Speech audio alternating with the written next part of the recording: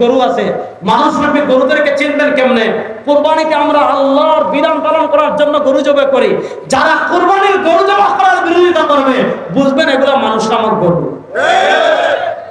সুতরাং দেখবেন আমাদের দেশে পূজা আসলে একদল বলবে ধর্ম যার যার, উৎসব সভা। বৌদ্ধদের বৌদ্ধ পূর্ণিমা আসলে বলবে ধর্ম যার যার, উৎসব সভা। খ্রিস্টানদের ক্রিসমাস ডে আসলে বলে ধর্ম যার যার, উৎসব সভা। তাদেরকে বলবেন এবার কুরবানির ঈদে আসেন, ধর্ম যার যার, উৎসব সভা। আসেন সবাই মিলে গরু জবাই করি, গুস্ত খাই। যদি না আসে, বুঝবেন এটা দুনিয়ার সবচেয়ে বড় ভণ্ড।